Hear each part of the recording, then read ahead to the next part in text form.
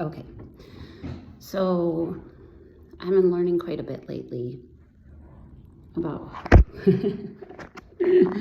about who God is, and I'm a big studier. I love to read. I love to research. So I've gone into depths many times, and I'll see some pretty cool things. But all of a sudden, I'm seeing things that just finally make sense. It's not that I've never seen them before. I don't think I was ready for them. And that's the cool thing about the Bible is you can read it so many times and it's going to reach you at every level. And as someone who loves rules and is a rule follower and can really be disturbed when there's a rule that's broken or not followed. If I see something in the Bible and it tells me clearly to do it, I'm going to do it regardless.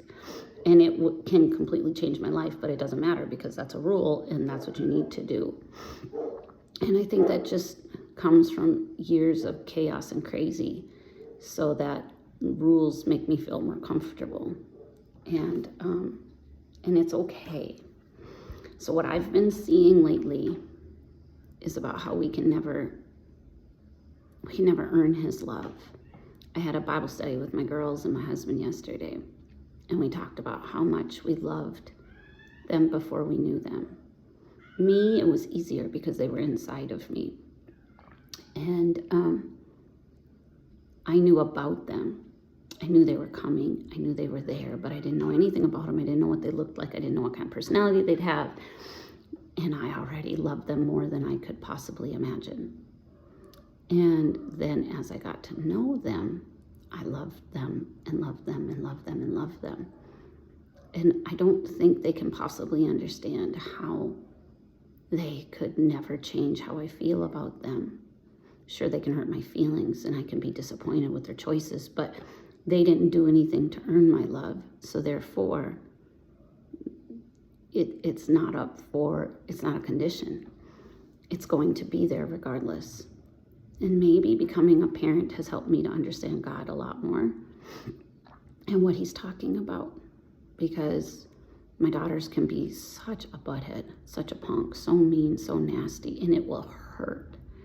But my love for them continues. My worry, my concern, when they make mistakes, I'm not mad at them and ready to cast them out. I'm worried about them. Oh, this is a bad choice. This is going to lead to other bad things. Oh no, if this doesn't get fixed, this is going to be bad. It's not condemning. It's worry about their future. And so looking at God that way, because that's what Galatians 2 and 3 is talking about, how we'll never be able to justify our works, because God saves us because he loves us, and we believe and we get that love, we get his spirit and all of that. And then all of a sudden, Paul says in 2 and 3, why are you trying to now live by works? I think we start to remove ourselves from where we came from, and we start trying to prove that we're good enough. And we try to put it more on our level. We want control, so that we're not a servant anymore and we're not a slave anymore. But the only way that we'll ever be is less than God. We will never be equals with him. And when you recognize that and you embrace that, it changes how you respond to him and how you view him. It isn't about a checklist. It's not about a yes or a no, or do this, don't do that. I can't do this. I won't do this. I shouldn't do this. It's about, God, look at what you did for me. How about this? How do you feel about this? Okay, I can do that. That's no problem. No problem. It's so simple compared to what you've given to me. And I think we as people start to try to earn his love, and we start to justify it because it's easier and we can do that.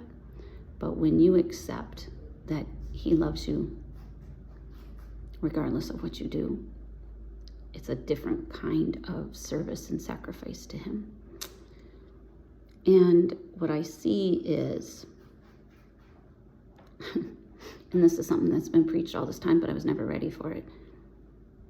It's like the difference between a biography and an autobiography. A biography tells you all the facts, all the stats about a person, but an autobiography teaches you about what their thoughts are, what their feelings are, and who they are, like their heart. And when you look at the whole Bible, the Old Testament's kind of like the laws and the stats and the history, but the New Testament tells you about where his heart is, where his desire is, and it helps you to get a better insight into why he does the things he does and who he is as a God. It changes how you approach him. So this is what I wrote today, but it's just so powerful. I don't think my words can possibly put it down on paper.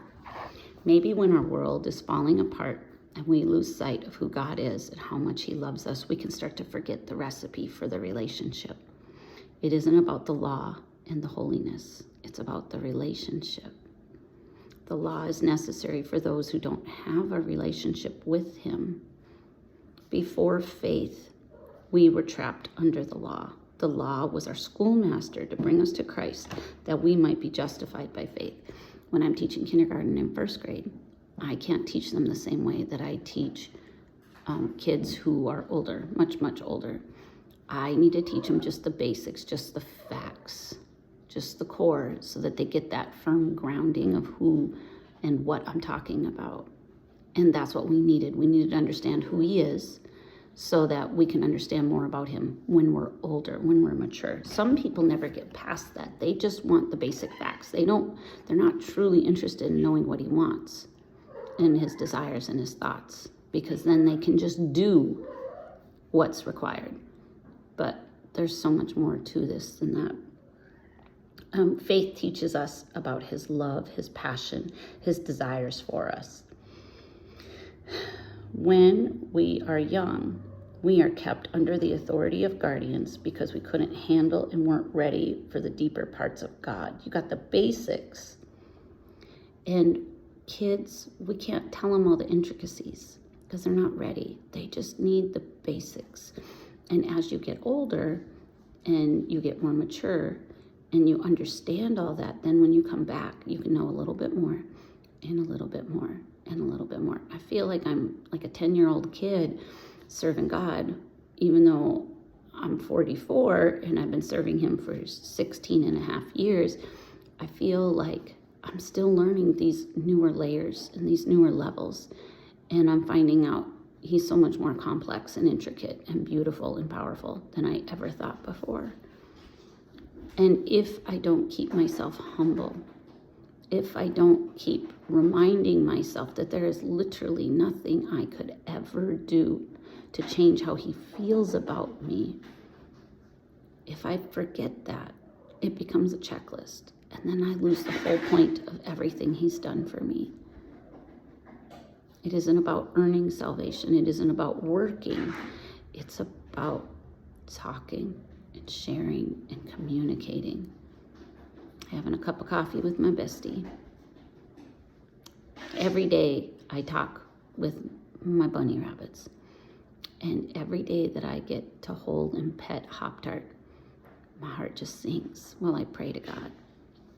The days that she doesn't feel like it, I pray, but it's not as joy-filled, because her and I having that bond where she's happy and she chews and she licks me and stuff, it brings such a joy to me. And we didn't used to have that, but the more I'm in there and I'm just working with her and petting her and showing her I love her, regardless of her rough days or her good days, the closer we become and the quicker we can get to her being happy and licking and just me telling her how much I love her. How similar is that to our relationship with God? The closer we are, the more intimate, the more that we come together with him, the more we see of him. It's so cool.